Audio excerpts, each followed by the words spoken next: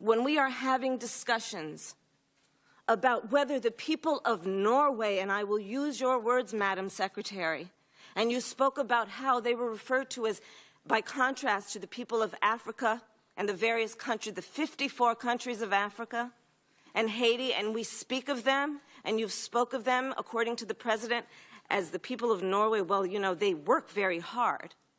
The inference being the people of the 54 states of Africa and Haiti do not. That is a fair inference.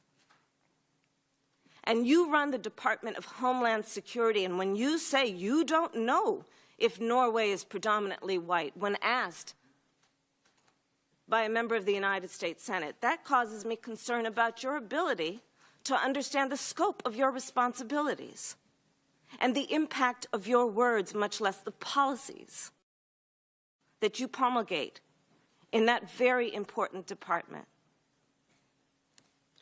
You opened by talking about a number of statistics that paint the threats the country faces from terrorism.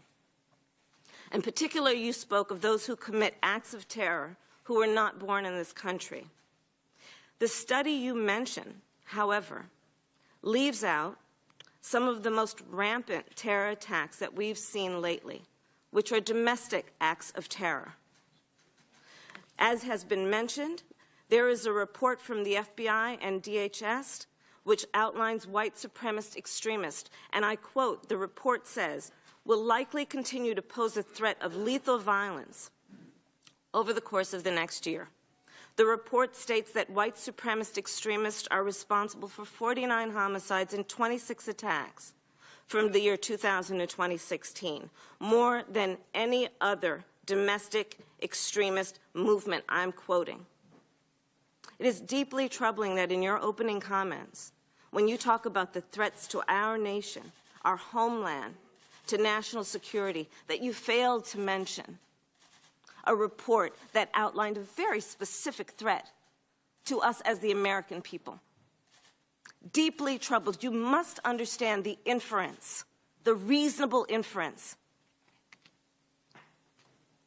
that the American public is drawing from the words you speak, much less the words of the President of the United States. Now, I'd like to move on and talk about your management of your agency. You and I spoke several times during your confirmation process, both at a personal meeting on November 2nd and in your November 8th confirmation hearing before the Homeland Security Committee. In your confirmation hearing on November 8th, you stated you would issue your agents stating that DACA recipients and dreamers are not enforcement priorities. Have you done that? They are not enforcement priorities, ma'am. Have you issued that statement and that to your agents, that guidance? That is clear from the ICE. That's not my question. I personally have not, no. You also committed that you would make clear to DHS employees that DACA recipients' information would not be shared for enforcement purposes. Have you done that? I have verified that. It is not proactively shared. If it's a national security threat, that's a different matter, but DACA information is not proactively provided. I have verified that. That's not my question. Not have you verified it. That's clear to me. It's in policy. It's in existing written documentation. My question, I will repeat, is based on a commitment you made to me in another United States Senate hearing. And I'm saying that written is already exists. So I didn't need to redo it. It already exists. That is not the point. Have you made that clear? Yes, I have. Hundreds of thousands of employees in your department. Yes, I have had multiple meetings where we have discussed this, and I have clarified again and again. Yes, ma'am. Have you issued some kind of directive, written directive, to the hundreds of thousands of employees of your agency? It already exists. So you've not done that. That's short. Why would I do it again? It already exists. Okay, let's talk about why you would do it again. Let's talk about the data that shows that there has been an increase of, I think, threefold of the number of people who are non-criminals by ICE's own definition who have been detained in your department. Can you give me that number, please?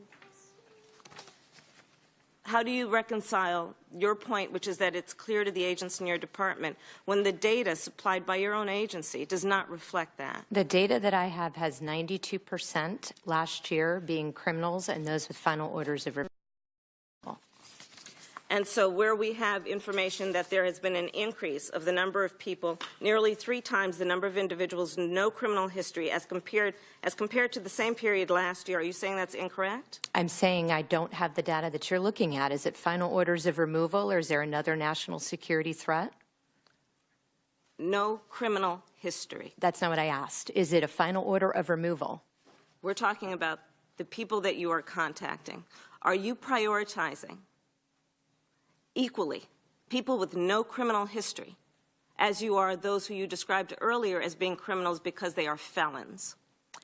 We prioritize those with criminal convictions as well as those with final orders of removal. So my question is, do they have equal priority in your agency? They're both top-tier priority for enforcement. Do they have then equal priority? Ma'am, we're going to enforce the law. If there's a final order of removal, we will seek to remove you. Okay. What is your budget request for this year? I don't have the figure for FY18. Do you believe that your department and agency is adequately funded or that you are in need of resources? It depends on the particular area, but we have worked very closely with the administration to ensure that we do have the tools and resources we need to do our job.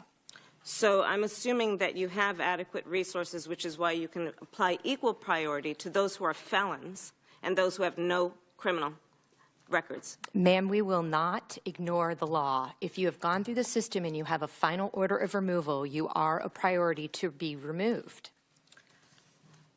This past Saturday, following a recent U.S. District Court ruling, your agency resumed accepting DACA renewal applications. Will you commit to providing direct notice to all DACA recipients about their ability and right to renew? I will look into that. Yes, ma'am. You will recall that. By the way, it's posted on the website, and it's posted for anyone who is a current DACA recipient that they can read it and understand how they can reapply. It is also posted on your website, is my understanding, that we are no longer accepting initial or renewal requests for deferred action for childhood arrivals. Are you aware that that's on your website right now? No, I'm not. I would suggest that you get to that right away.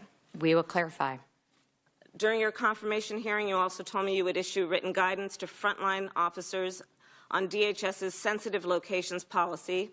And in light of the case that you have now been asked about at this hearing about the 10-year-old with cerebral palsy surgery, can you tell me, have you done that, which is issue guidance to your agents on sensitive location policies? We've clarified the guidance, and we have had discussions with leadership on how to ensure that every person who enforces the law understands what those sensitive locations are. Those sensitive locations have not changed since 2012. And what guidance, did you provide the guidance that you're now referring to in writing to all of the agents in your department? It's in writing. Can you submit that to my office? And when did you issue that? We can submit it, we can provide it to you, yes, ma'am. When did you issue that? It's the same guidance that's been in existence since 2012. What we have done is clarify and reinforce the existing guidance. And you'll send me that clarification? Yes. And you mentioned in your testimony today that in that case of Rosa Maria Hernandez, that your agents were being helpful in escorting that family, the 10-year-old who needed surgery. To the hospital. To the hospital. So I would suggest to you it is not helpful for Border Patrol agents to follow an ambulance to a hospital and then arrest a 10-year-old after her surgery. And I would ask you to review the efficacy of the conduct of your agents and your perspective on what happened that day. I'm happy to provide you the actual facts of what happened. I'd also just like to say, if you don't mind, yes. It's not a fair inference at all to say that my comments about Norway were in contrast to any other country. What I was describing was the president's views upon meeting with the prime minister, and what I was quoting was what he was told in meeting with the Norwegian delegation. That's what he was repeating. That were words that they said that he repeated that then I repeated. It was not meant to be in contrast. With respect to white supremacy, we take that very seriously. As I said, that we have expanded our prevention efforts of terrorism in the Department of Homeland Security to ensure that we, in fact, are going after violence of any kind. Any kind is not appropriate, and I will not allow it to occur if it's within our authority to stop. Mr. Chairman, I would just ask that the record, I'm sure, and we can all review it, will reflect that in the opening statements when discussing challenges to our homeland in terms of security, the white supremacist